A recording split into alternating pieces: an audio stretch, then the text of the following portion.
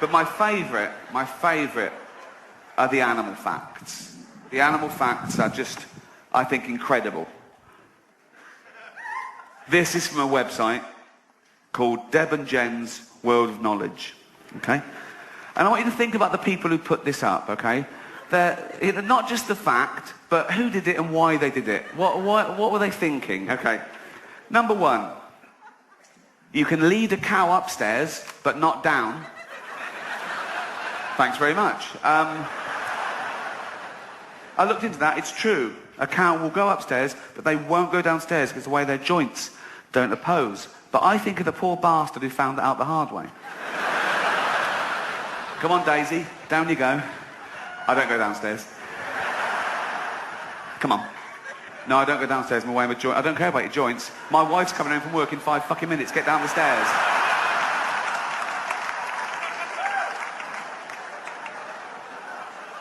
You thought, yeah, I've got to tell other people about this. Number two, stroking a spider can cause it to go bald. Thanks. One, what sort of maniac goes around stroking spiders? Dracula's assistant, I don't know. Two, is that a problem in the arachnid world, premature balding?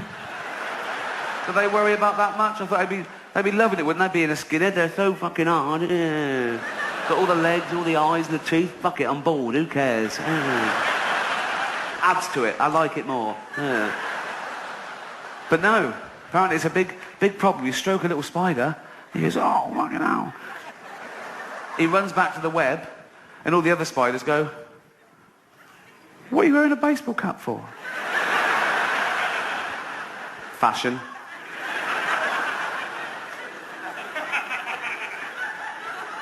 Bit weird. Nah, it's just fashion. We'll take it off in the web. Nah, I'll just keep it on. Bit cold. Cold? We're in a cupboard under the sink. It's boiling. Take it off. No, take it off. Oh.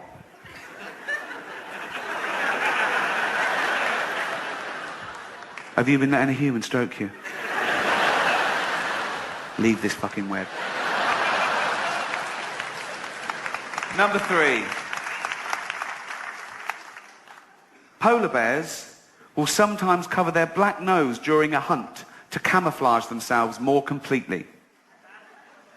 It's a good idea, isn't it? Because apart from the old nose, are perfectly camouflaged. They're white, the snow's white.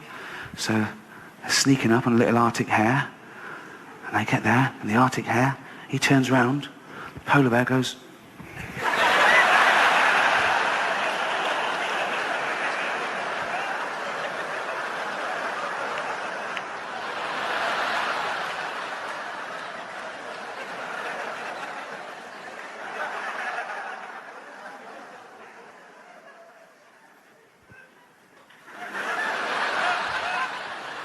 But how did they find that out? Because that's behavioural. All the polar bears sitting around one night going, I'm starving. Every time I sneak up on a little hare, he looks round and then he hops off. It's like he can see me. I can't work it out. Little voice, little hare goes, I can tell you. Can you see us? Well, I can see where you are and how many there are of you. Really? How? You'll kick yourself.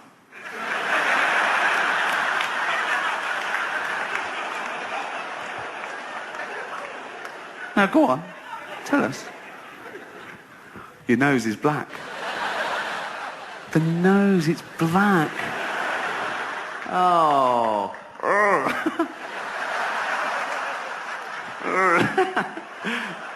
Cheers. Can you see us now? No?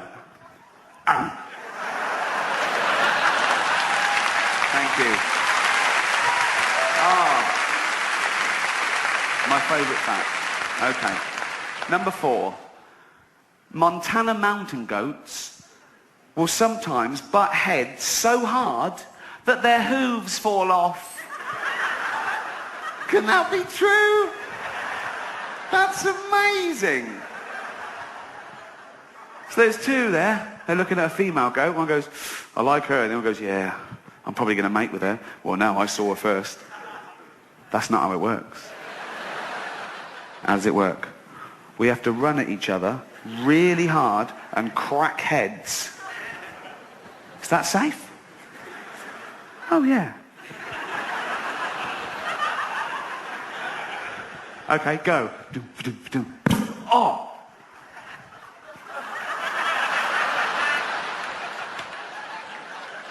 Ow! Ow! Oh! Look! Yeah. Yours all right? Yeah. I grip on impact. Did you know about this? Why didn't you tell me? Mortal enemies? Never mind that. My fucking feet are falling off. One more amazing fact. Elephants have been caught swimming up to 2 miles off the coast in the Indian Ocean. That's amazing. I didn't know they liked to swim. I certainly didn't think they could swim 2 miles out to sea. But it's the language this person uses.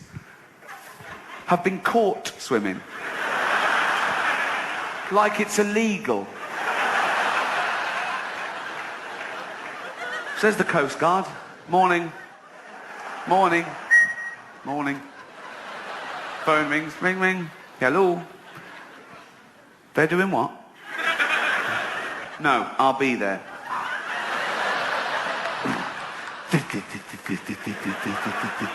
That's me in a little boat. I'm not jacking a bloke off behind me. I'm just...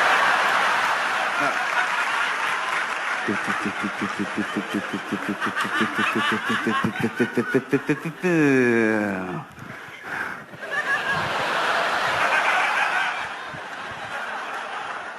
What are you doing? Nothing. It's not nothing, is it?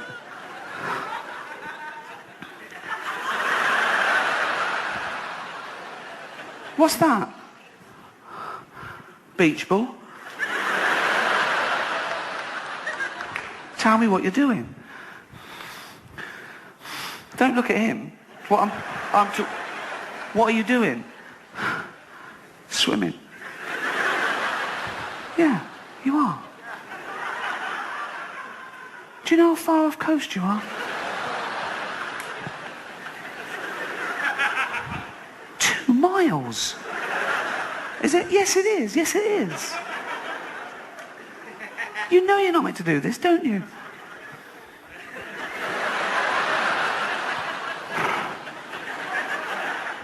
Don't cry.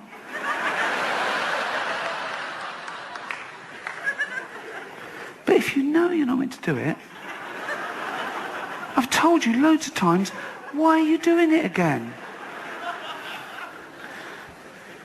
I forgot. Get in the fucking boat. Thanks very much. Good night.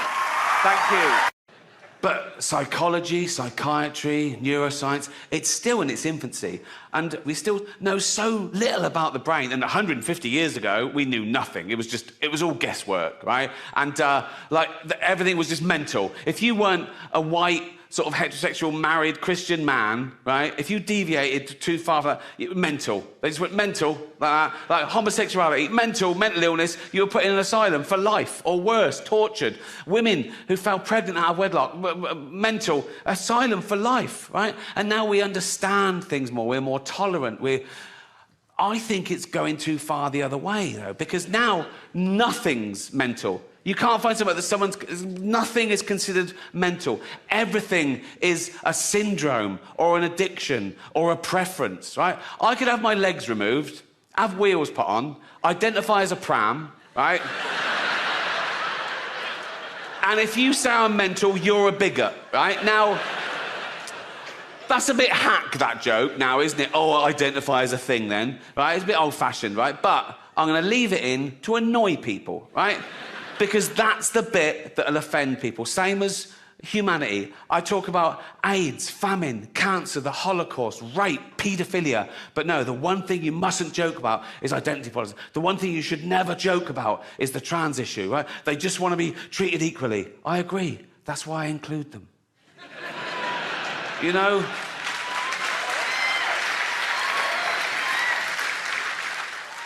But they know I'm joking about all the other stuff, but they go, no, he must mean that, right? Like a joke is a window to the comedian's true soul. That's just not the case. I'll take on any view to make the joke funniest. I'll pretend to be right-wing. I'll pretend to be left-wing. I'll pretend to be clever. I'll pretend to be stupid. Whatever makes the joke funnier without prejudice. Okay, full disclosure, in real life, of course I support trans rights. I support all human rights, and trans rights are human rights, you know? Live your best life. Use your preferred pronouns. Be the gender that you feel that you are. But meet me halfway, ladies. Lose the cock. That's all I'm saying. That's all. And it's mad to think joking about something means you're anti it. Like, I made a joke about self-ID. Like, in fact, I wish self-ID had been around when I was a kid. I'd have used it to get shit. I'd have gone to my mum, Mum, I'm trans. She'd have gone, what? I'd have gone, I'm either trans or I need a new bike. Right? She'd have gone, you need a new bike. I'd have gone, you're the boss. But I grew up in the 60s, Jesus. I had like Victorian parents, we hadn't heard of any of this. But what if I was a teenager now? In these really woke, progressive times, right? And I had really cool, hippie parents, right? And I went, Mother, Father, I'm trans.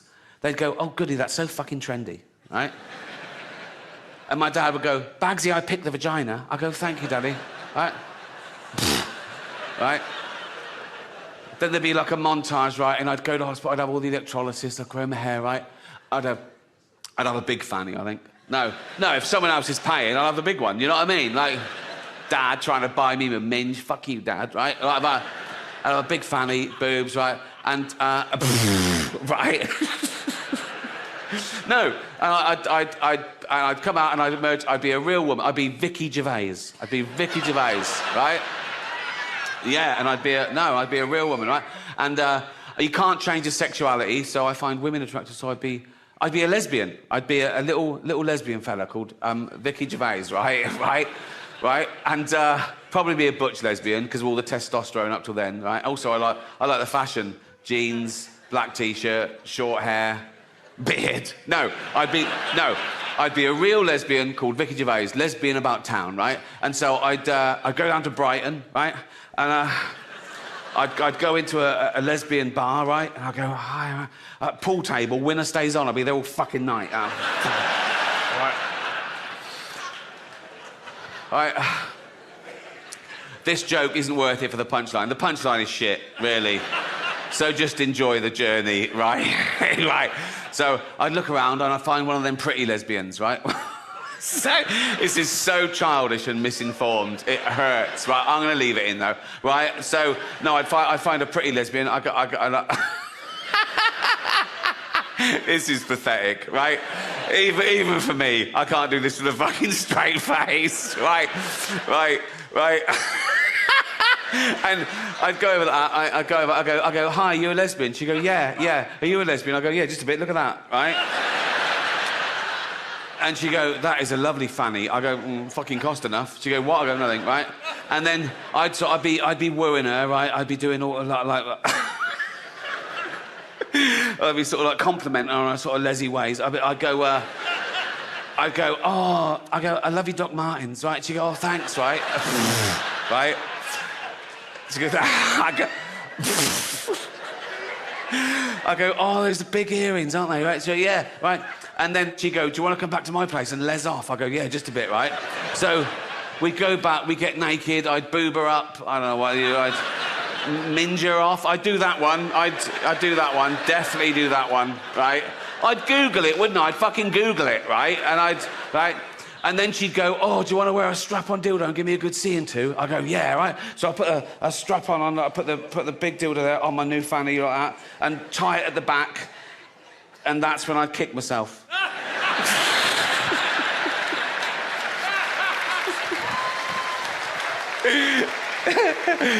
I told you it was shit, didn't I? Oh, God.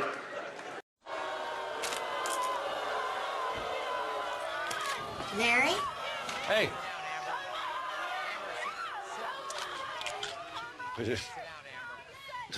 Just a little bit. I asked you to be ready when I got back. Well, I'm... Have you even moved since I left this morning? Yes, of course. What are you talking about? I got up to tip room service.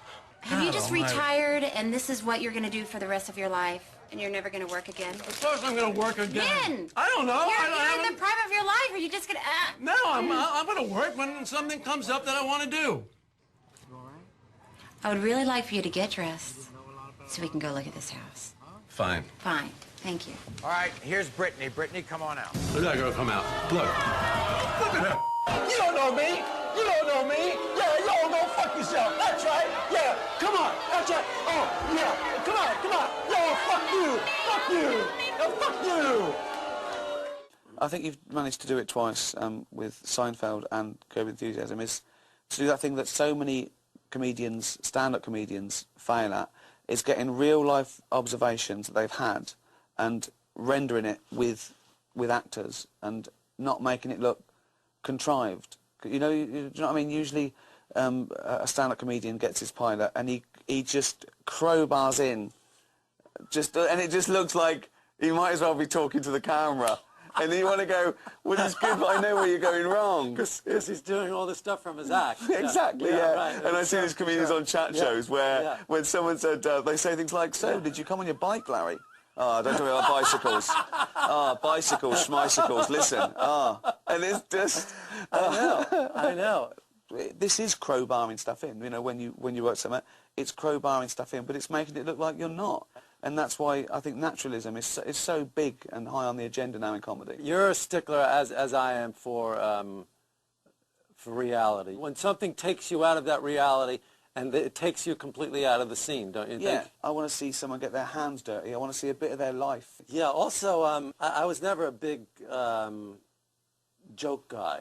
No. You know, because, I mean, that's the one thing about so many shows, is that everybody's saying all these funny things, right? The audience is laughing. Yeah. But nobody else is laughing. Exactly. They're saying jokes to their friends. Yeah. And then the friend doesn't even smile. Absolutely. And then the friend says something else equally as funny. Like everybody's always has to say something funny. I remember the first time I saw that reversed was, I think is it Play It Again, Sam, when Woody Allen gets beaten up when he goes home and he starts making Diane laugh. You got into a fight? Yeah. With who? Some guys were getting tough with Julie. I had to teach them a lesson. Are you all right? Yeah, I'm fine. I snapped my chin down onto some guy's fist and hit another one in the knee with my nose. Where's Julie? Oh, she ran off with the leader. I think they're getting married. They're heading for Mexico now. I never would have worked between Julie and me because she's Protestant and I'm Catholic, and there's a great religious abyss between my... Listen, who were these guys? Oh, they said they were hairdressers. Hard to believe, though. I think you want us to call a doctor? No, I'm fine. I could use a 3-foot Band-Aid until the pain subsides. She's laughing and my sex life is turning into the petrified forest. Very funny. You know what? You're very good at it, too. I've noticed the way, you know, I know it's a show and everything, and I'm serious. Listen, listen to it. Whatever he says is the truth. I don't know what he's going to say. Because he is one of the few people who actually has genuine laughter. You have laughter on your show, and you laughed. And when I watch it, I go, wow, it's great. It's great the way you did that. Yeah, well, it's nice, you know. I just think realism resonates more. You can go mad, you can go surreal, you can go fast, but as long as there's an element of realism and recognition, it's better.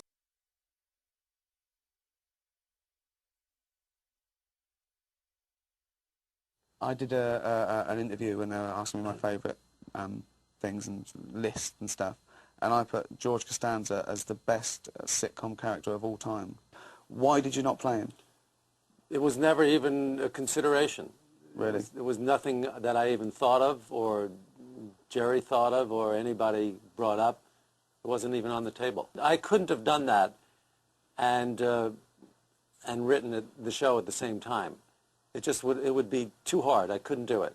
So this is the thing when George finally gets to start writing for the pilot, and Right. he sees two girls and he thinks, well, now I can impress the ladies. Yeah. People go, that's the top of the tree. Don't waste your time with novels, Right. plays, sitcoms where it's at. That's the top of the tree exactly, in terms of artistry.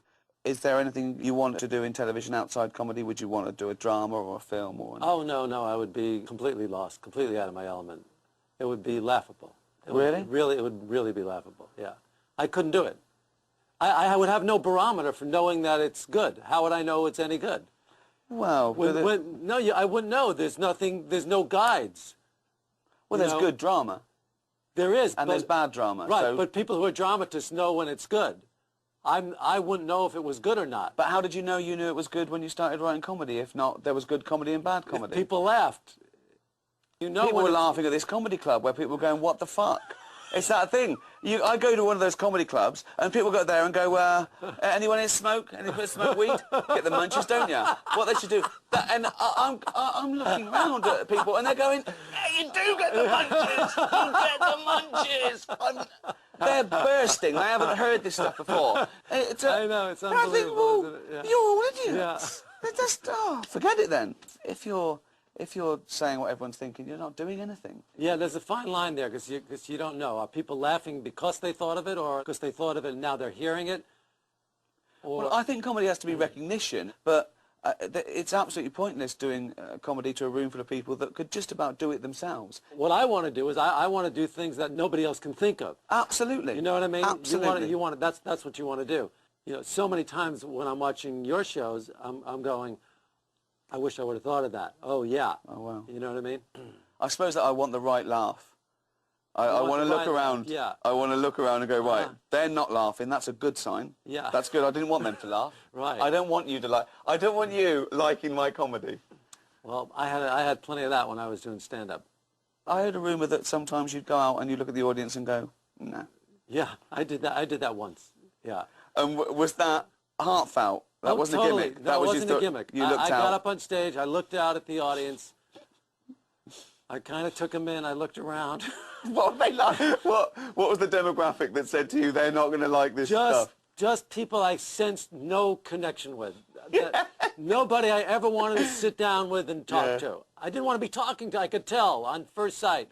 You know, my hen parties and bachelor parties. Yeah, right. Yeah. Exactly. The warm-up guy throws stuff out and shows his ass. Right. Yes. Brilliant. Yeah. Right. And I looked out and I went, no. Yeah.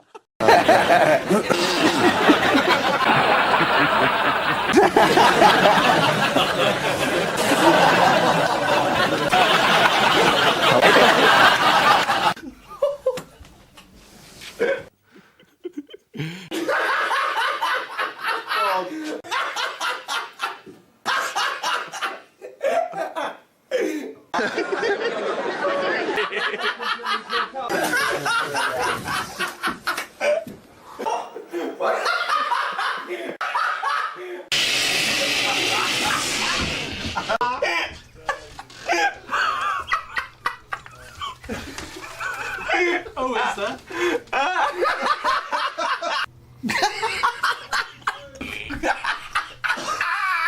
And it can't not be funny.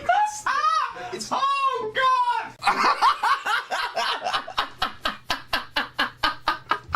Oh God!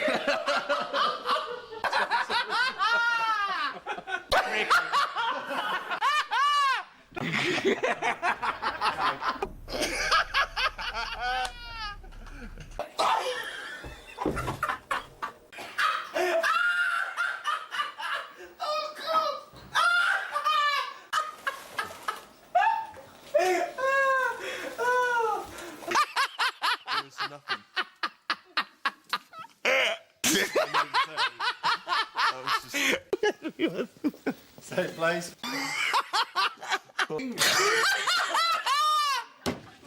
As far as I'm...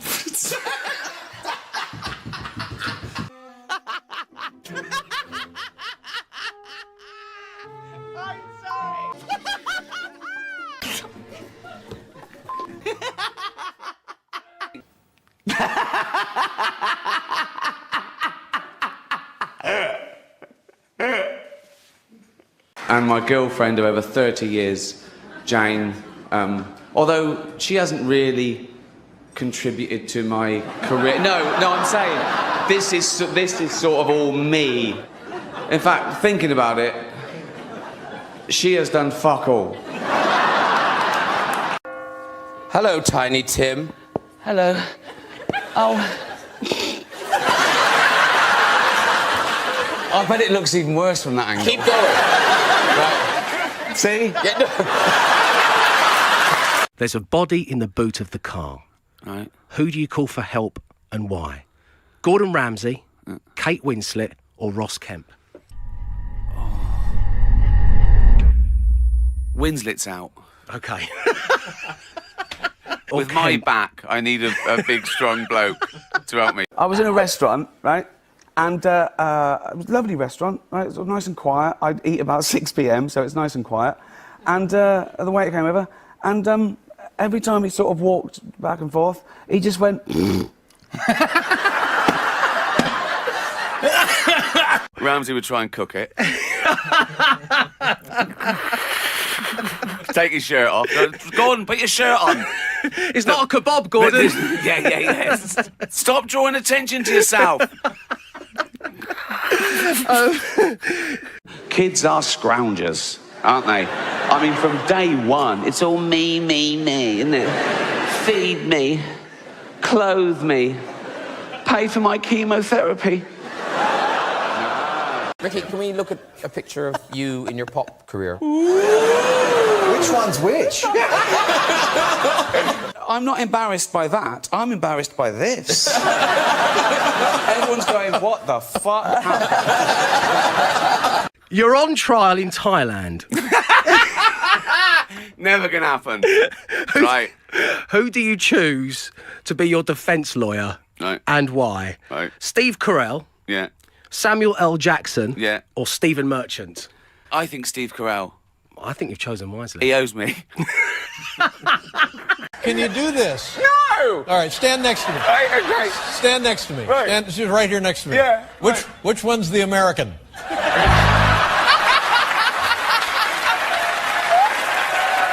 Jane thought she'd made a new friend, but it was just a shadow. Jane thinking about making new friends. Jane is looking so happy because her new friend hasn't walked away yet. But does she not know you're doing it? Does she not think, where is he? Where is he? She sees the tweet. I love English graveyards. Yeah, they're great. Does remind us. Well, it is that it's finite, and all the things we care about now mean fuck all.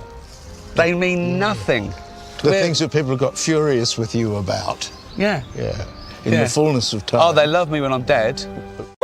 We talked about nothing but our balls for about 6. Is that true? And here comes Mr. Bennell with his big balls. And I'll be like, and here comes Mr. Gervais with his suspiciously round balls. You know, that's why a comedian should be fat and old and ugly. Because if you're young and beautiful, no, not you. No, not you. No, what I mean is, I've died. Go on. No, I've really done it. Just found this photo of Jane when she was little. There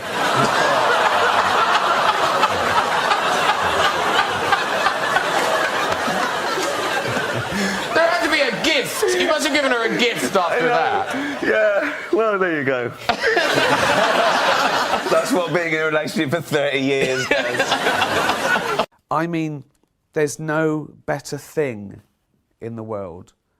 Not a car, not money, not a house. A dog, it's fucking amazing. It's 15 years of joy and then terrible sadness. Tell me your names and where you're from. My name is Daniel, and I'm from Atlanta, Georgia. And why do you want this job? I wanted this job because you're amazing. Thank you. And I get paid. That's exactly why I took the job. One little girl just went to me, "Are you married?" And I said, "No, but I've been with the same girl for like 30 years. She went, "Why don't you propose to her then?" And then another little girl said, "You should get her a ring, because you ain't that special." We were outside in the graveyard. I think Bob was having a cigarette, right? And our Uncle Mick came along, and we hadn't seen Uncle Mick for like about 20 years, right? And this old man, he went, "Hello, boys." And Bob sort of looked at him and recognised him and sort of went, "Jesus," like that, right? And then Bob looked around the graveyard and said, "Is there any point you going home?" Time a journalist says that how much is a pint of milk, I'm going to say, "Here's £1,000, run and get me one." What have I got? What have you got? That's all I've got on me. That'll do. Thank you. Thank you very much. He's actually taken it. And then he came up to Bob's window again, and he had one of those sort of mirrors with a stick on it, just looking under the car like that. And as he did that, his helmet fell off. And out of the helmet fell like 20 cigarettes. And the copper just went, "Oh, just being nice." He just said to Bob, "I bet you always wonder what we kept under our helmets." And Bob went, "I knew it wasn't brains." Someone said to me once on Twitter, "Without a God, you don't believe in God, then why don't you just go out and rape and murder as much as you want?" And I said, "I do," which is not at all. Yeah, yeah. Because I have a conscience. Why would I? If you're not murdering someone because you think God's watching you, that's you're not a good person. You're just scared of the consequences. That's the only... I don't care. No, don't worry about being dead. So you don't know about it. That's the best thing about being dead. You don't know about it. It's like being stupid. It's only painful for others. So I don't care. I don't care. I don't care. Go to the pharmacist because I mean they're hugely underused within the underrated experts. They are the experts in side effects in all medications. So unless you're really you can't do a seriously prostate unwell, exam though in boots, can you? You do a lot though, can't you? Last time I looked, your prostate wasn't a medicine. There's a party going on right here. A celebration to last throughout the years. So bring your good times and your laughter too. Yes, she makes bread from her yeast from a certain part of her anatomy, and she also makes rice puddings out of her own breast milk. Right? Yeah, both those are true stories. True stories. Yeah, not people I met. No, are you sure? It's not restaurants I go to. We're gonna celebrate and party with you. Come on, the bring good times. Come on.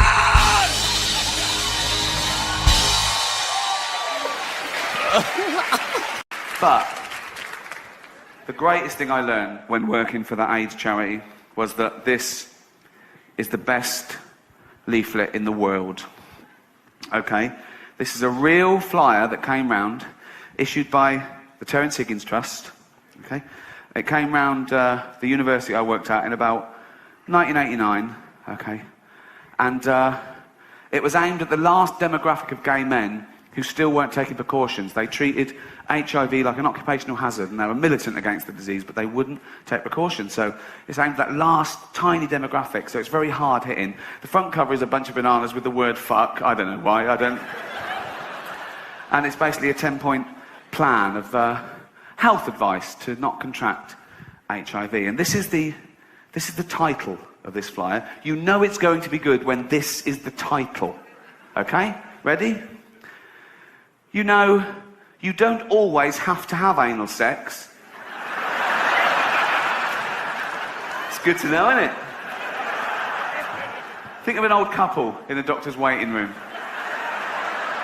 Just looking through Reader's Digest, and she goes, oh, what's this? Oh. You know, you don't always have to have anal sex. See, I fucking told you. Okay, and it's basically 10 suggestions of alternatives to that little act. Okay? I'll just read some to you. Number 1. Okay, this is real. Okay. Number 1. Why not? Always starts the same. Why not? Okay.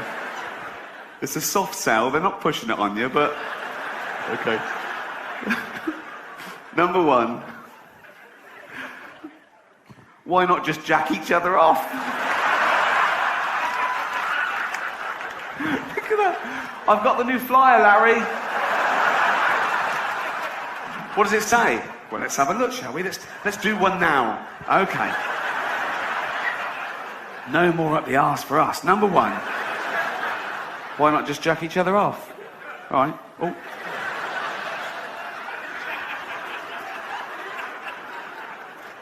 Number 2. Always starts the same. Why not? Right. Number 2. Why not just come on his back? It's the casual nature of it. Like it's a recipe. Why not just throw in an onion?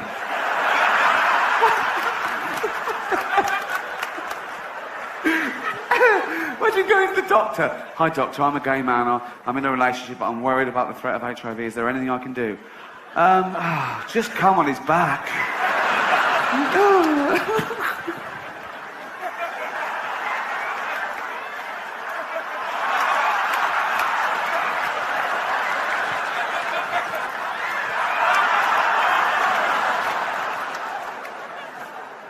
Number 3. Number 3. Oh, so I used to read this out to everyone I met, and they'd be laughing at number 1 and 2. I'll get number 3, I'd go, hey. Number 3. Why not just come in his hair? Not the hair. Not the hair. On the back, sure. On the back, go on.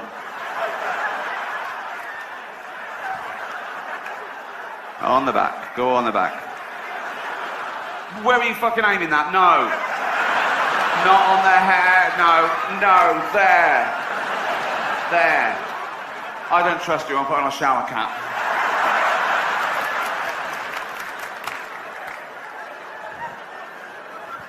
Not the hair. Number 4. Oh, okay. I have not before or since heard such great use of the term e.g. as in this next sentence. Number 4. Why not try? So that people can think this is a bit difficult. Like, just please have a go. Okay. This isn't brain surgery, this next one, but they put in try. Okay. Why not... Why not try coming into some fruit? E.g. watermelon. Like, they put that out without that bit. People were going, well, what fruit? Oh, not a pineapple. Fucking out. Oh, what fruit? Just need to be specific. We thought arses were all right. They're not. What fruit? Watermelon. Thank you.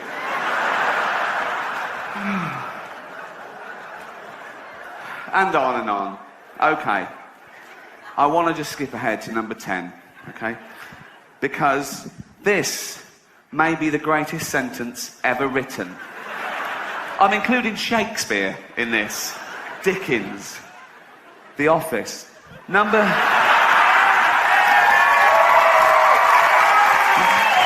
Thank you. Are you ready for this? Number 10, okay? Now, I think the bloke writing these was struggling by now. I think he'd gone into his boss and said, I've done it, I've come up with 9. The boss went, oh, we need 10. Really? Yeah, we need 10. I've got 9. We need 10, really. I'm coming in hair and fruit and everything. I mean, it's... We need 10, we need 2 rows of 5. We need 2 rows of 5, definitely. It's the symmetry I like. Just come up with another one. You've got half an hour. We go to print. You've got... So he went back in and he came up with number 10 at 1 minute to 6, I think. Okay. Number 10.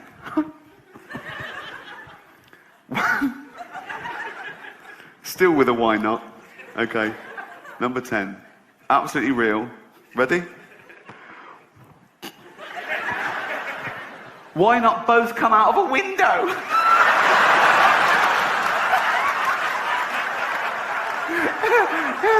It doesn't even say if it's a first floor window. Morning. No, this is number 17. Number 19's time. Thank you. Morning. That's why it's my favourite leaflet of all time. Thank you. Fun and educational. I played arenas around the world. Netflix bought it for a record amount. It was the most watched special of the year. I thought, everyone loves me now. Everyone loves me now. Then I got this tweet. Real tweet. Right. Call yourself a comedian? He knows I do. Literally says the word in my Twitter bio. Call yourself a comedian? You're about as funny as... Now, I thought he was going to go for the jugular and say Miranda, or... Come on. Come on, guys. Don't... I'm joking. Right. Call yourself a comedian? You're about as funny as a fart at a baby's funeral. He was trying to hurt my feelings. But his big mistake was choosing something that would be fucking hilarious. As if that would... A fart at a baby's funeral. Big echoey church. Everyone just silently sobbing like that. Tiny little coffin. Tiny little coffin. And someone farts. You'd laugh. Even if it was your baby. You know, no. If you're at the funeral, it's been dead a week, do you know what I mean?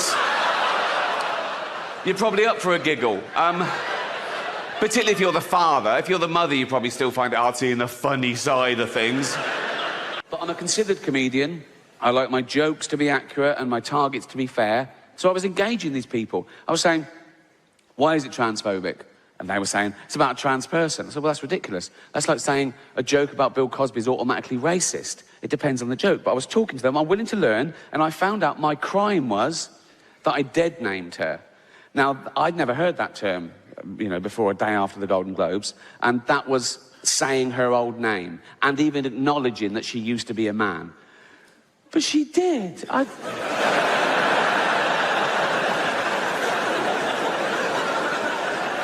saw him on the Olympic Games. It was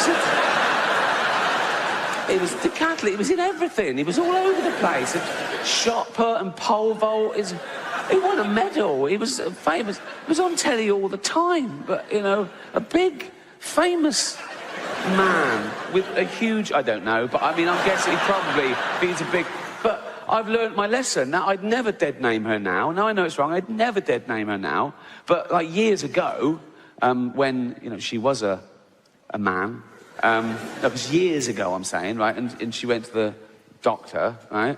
And knocked on the door, and the doctor went, come in. This is years ago. I'm saying, I'd never dead name her now, but this is like This is like a flashback before anyone... Do you know what So, like, come in, and he went, hello, Bruce Jenner, because that was his name then. The doctor, you know, this was years ago, and the doctor went, oh, hi, Bruce Jenner, you big old... How you doing, boy, you fucker? How you doing?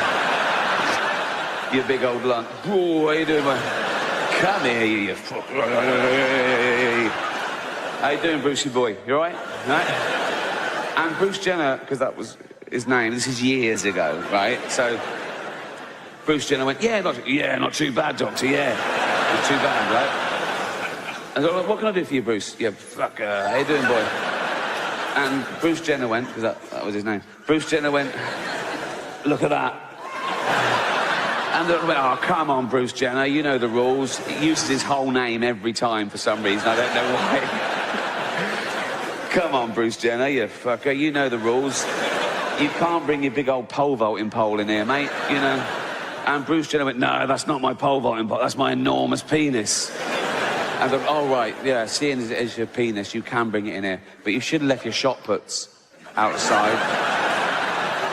And Bruce Jenner went, that was his name for 58 years, I think.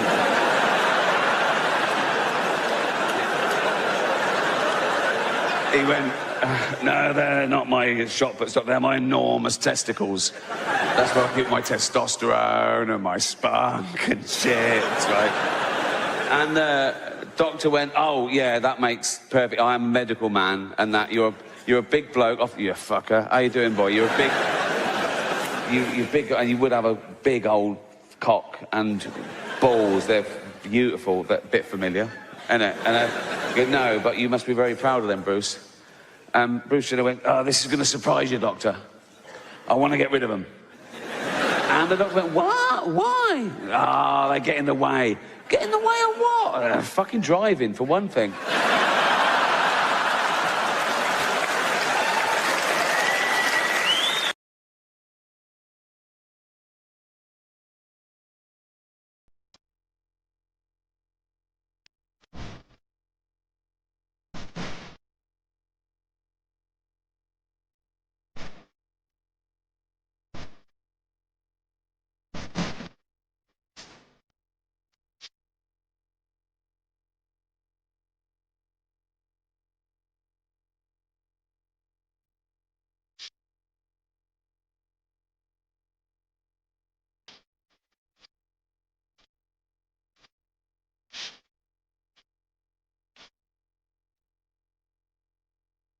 There's no reincarnation, no ghost, no heaven, I believe. People can't get over that. People quiz me on Twitter when they find out I'm an atheist. They go, what, you don't believe in God at all? I go, no.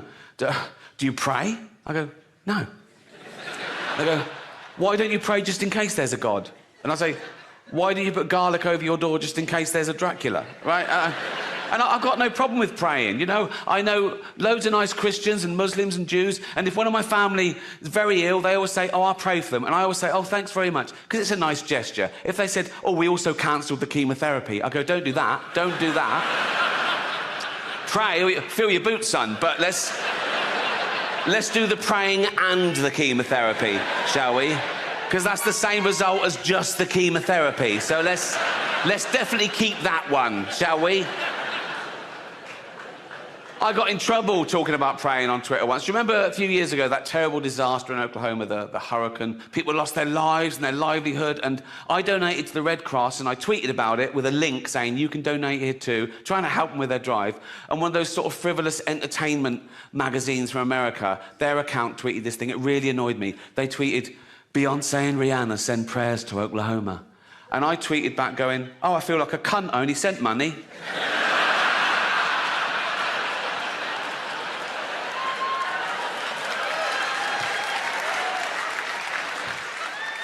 Someone tweeted me once, would you come to the bedside of a dying child and tell them there's no heaven? I tweeted back, is it a paid gig?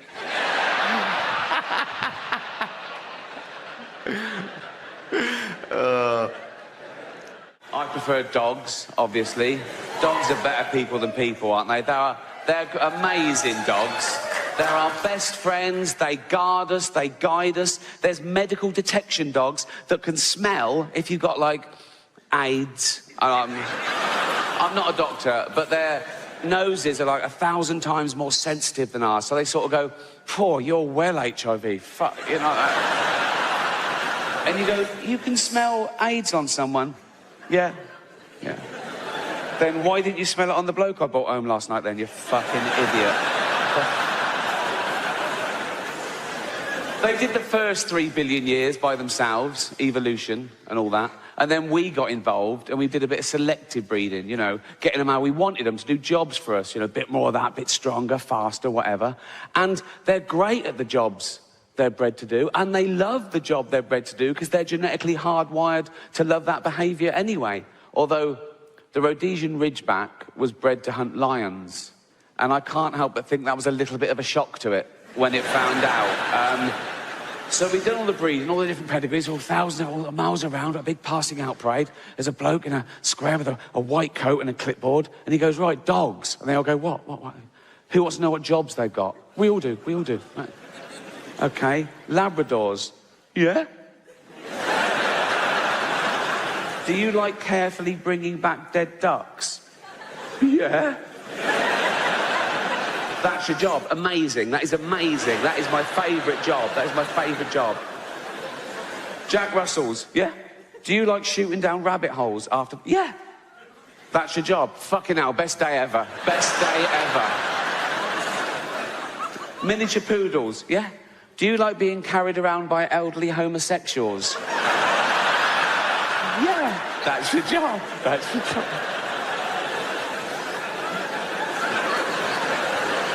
Ridgebacks. Yo. You're hunting lions. What? You're hunting lions. Fuck off. Yeah, you are. No, we're not. Lions? We get fucking mashed. Why can't the Rottweilers hunt lions? They're shaking babies. Good boy. Good boy. You shake that baby if you want. Good boy.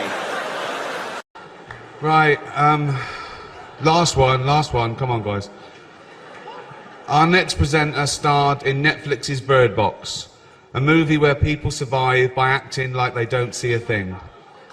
Sort of like working for Harvey Weinstein. You did it. I didn't. You did it. Got to see James Corden as a fat pussy. He was also in the movie Cats, but no one saw that. And the reviews, oh, shocking. I saw one that said, "This is the worst thing to happen to cats since dogs," right? But Dame Judi Dench defended the film, saying it was the role she was born to play, because she... I can't do this next joke. Because she loves nothing better than plonking herself down on the carpet, lifting her leg and licking her...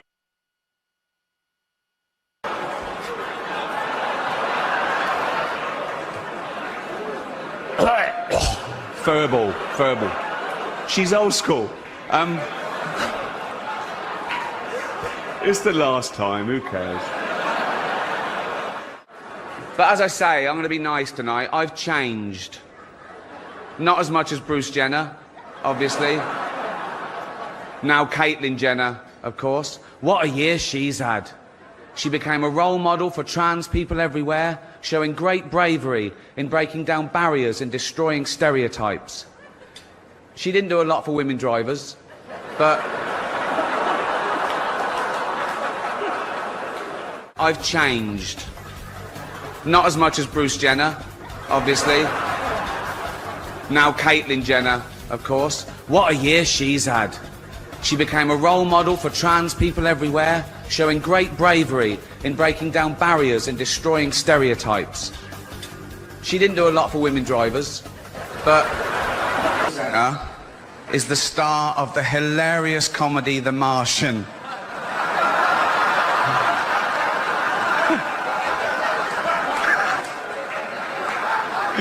Oh, he nearly died. Right.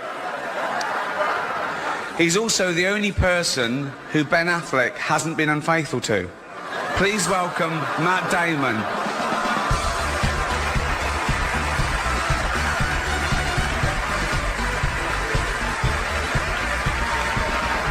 Thank you. No one cares about movies anymore. No one goes to the cinema. No one really watches network TV. Everyone's watching Netflix. This show should just be me coming out going, well done, Netflix, you win everything. Good night. But no, we got to drag it out for 3 hours. You could binge watch the entire first season of Afterlife instead of watching this show. That's a show about a man who wants to kill himself because his wife dies of cancer. And it's still more fun than this, okay? Spoiler alert, season 2 is on the way, so in the end, he obviously didn't kill himself. Just like Jeffrey Epstein. Shut up! I know he's your friend, but I don't care. A TV game with a morning show, a superb drama, yeah.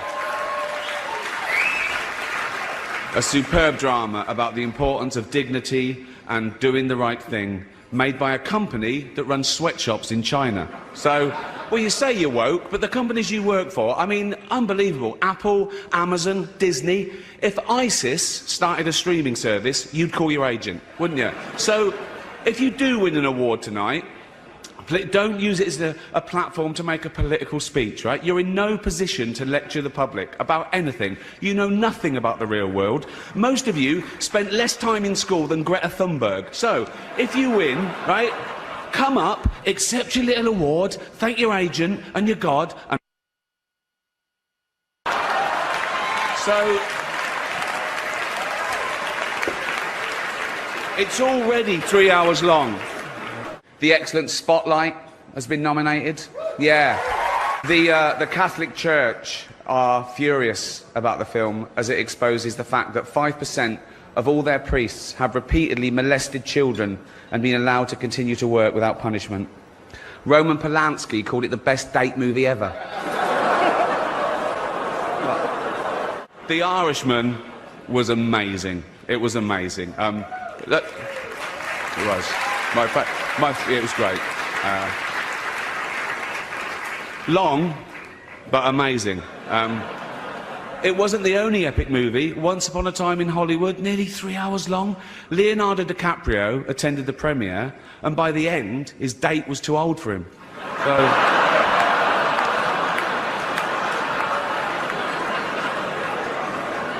Even Prince Andrew's like, come on, Leo, mate, you know. You're nearly 50, son. How is that applicable to 5-year-olds? I have never worked out the moral to Humpty Dumpty. Humpty Dumpty sat on a wall. Humpty Dumpty had a great fall. All the king's horses and all the king's men couldn't put Humpty together again. All I can think is, don't sit on a wall if you're an egg. But again, how is that applicable to a 5-year-old human? I mean, you tell that to a group of 5, oh, so don't sit on a wall if you're an egg. Oh, well, what do you mean if I'm an egg? I'm not an egg. It doesn't make sense. If I'm none of us are eggs. If there was an egg there, it wouldn't make sense. Because you go to the egg, don't sit on a wall, you go, I'm an egg, I can't eat, I've got nothing, I've got no ears, no eyes, I don't know what the fuck. What? Don't sit on a wall, I can't fucking hear, I've got nothing. I'm in nothingness. I can't fucking climb walls for a start, so...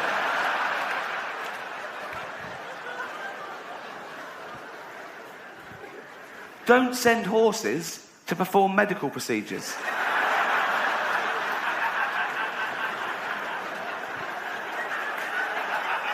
Of course they couldn't put him together again. They've got no dexterity whatsoever. They can't sew to save their life. They've got no thumbs, let alone opposable thumbs. Don't send a horse. It's delicate. An egg? We've got a cracked egg. Should we send a horse? Definitely not. Have you got a doctor or someone who works for Fabergé? Don't. We've got like a half-a-ton creature with no fingers. Don't send that. Got a four-legged thing with like that. No chance. They can't. Couldn't put on. They couldn't scrub up. They can't. Imagine there's an egg, delicate egg, horse comes over, fucked. It couldn't, they wouldn't even think of fucked. That's it. They wouldn't even see it. They go, oh there, what? Fucked, that's it. Wouldn't even, you couldn't explain it to it. Don't send, it's ridiculous. If I had to design the perfect egg crushing device, it would be a hoof. I need this, as a cracked egg, I need it crushing completely. Hoof. The hoof's great. Don't send doesn't matter whether they're the king's horses or not. Certainly don't send all of them. That's going to be chaos. If there was one horse with a little bit of nous, he did like 1 year before he got kicked out of Harvard. I'd know the rudimentaries. They're all fuck it. For fuck's sake. No, lads, don't. They're fucking all over it. Fucked. It's definitely fucked now.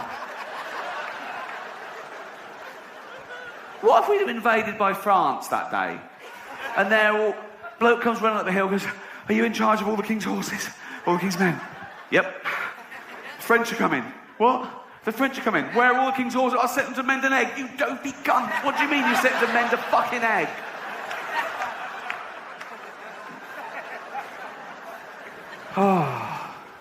If your surname is Dumpty, don't call your firstborn Humpty. What sort of a stigma is that? For a kid that's already an egg? Could have the piss ripped out of him. I bet he jumped off the wall. Ricky Gervais couldn't be here tonight, so instead we're going to give this to our friend Steve Carell.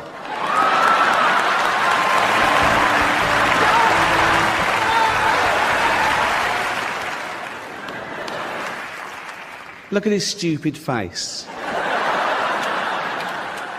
Couldn't actually win one of his own, so he stole someone else's. Is considered handsome. Think of that. It's amazing. Rainn Wilson. You probably know me as the creator of The Office.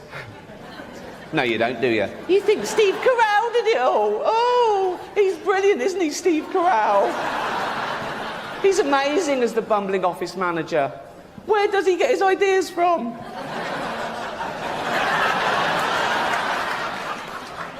Let's pay. Idiotic thing to say. With 6 billion people on the planet, how are they all going to love one person? A lot of them do. I mean, look at the American version of The Office. Yeah, every you week. look at it. Was it 10 million viewers, I guess? 10 million people. Watching him. Tune in and see my name at the end of the credits. They watch it for him, though, don't they? Not really, no, because it wouldn't exist without me and he wouldn't exist without it. Where is he? Oh, there in the front row. Just...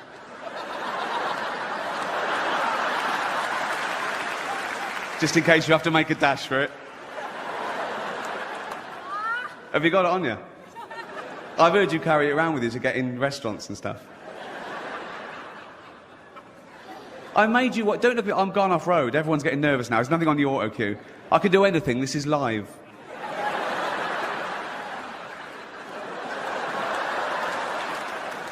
I made you what you are and I get nothing back.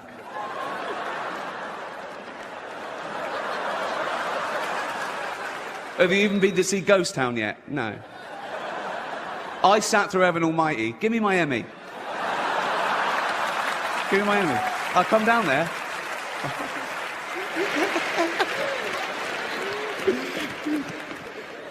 Give me it. I'll tickle you. I don't care. I've got nothing to lose here. I'm a nobody here. Where is it? Yes, you have. Stop. Yes, you have. Yes, you have. Give me it. Give me the Emmy. Give me the Emmy. Give me the Emmy. Give me it. Give me the... Thank you.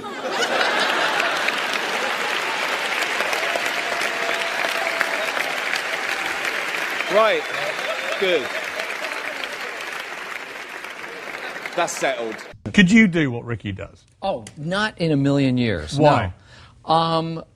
I think I would just get too skittish. But you could play a Ricky Gervais character. Perhaps, but to actually go in front of people and offend them to their faces. I don't think I necessarily... It doesn't mean that I'm a better person. It just means that I certainly don't have that kind of guts. It's funny, he always makes fun of me, always. And he's also, you know, in a personal way, been very, very sweet to me. Like, before one of these award shows, he pulled me aside and said, hey, I've got a few things that I wanted to go after you with. Is that okay? And I'm like, of course. So there is a side, there is a gentler side to him that people don't necessarily see.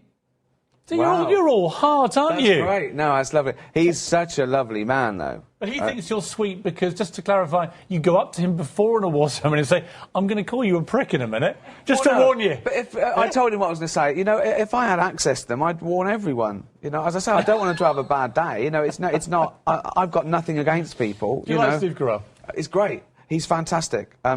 He's good because you know why? He's nearly handsome. He's got that.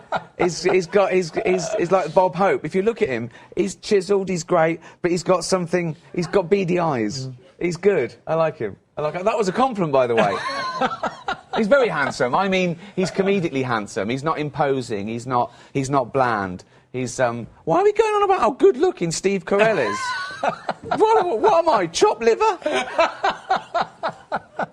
And I think that's the important thing, because I've often said that people get offended when they mistake the subject of a joke with the actual target. Yeah. And they're not necessarily the same thing. You can make jokes about any subject. It depends what the joke is. Yeah. There's no rules. You can't joke about this. You can. You should be able to. You just can. Yeah. Okay? And there's nothing sacred. But people then they go, wow, yeah, but you shouldn't hurt people's feelings. Well, you can if their feelings are wrong. Yeah, you know, if you don't like the facts, don't change the facts, change the feelings. Yeah. You know. Jada, I love you. G.I. Jane 2, can't wait to see it. All right?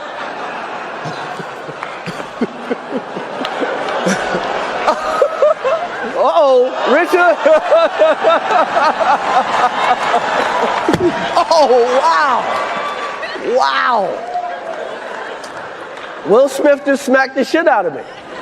How arrogant are you to think that you deserve to go through life with no one ever saying anything that you don't agree with or like? I want people to stop saying that joke's offensive. Yeah. I want them to start saying I found it offensive, because you've got to own the emotion, because that's all it is. You're just telling me how you feel about it. Yeah. There's nothing intrinsically offensive about this joke. Keep my wife's name out your f***ing mouth. Wow, dude. Yes. It was a G.I. Jane joke. Keep my wife's name out your f***ing mouth. I'm going to, okay? That was a greatest night in the history of television. Okay.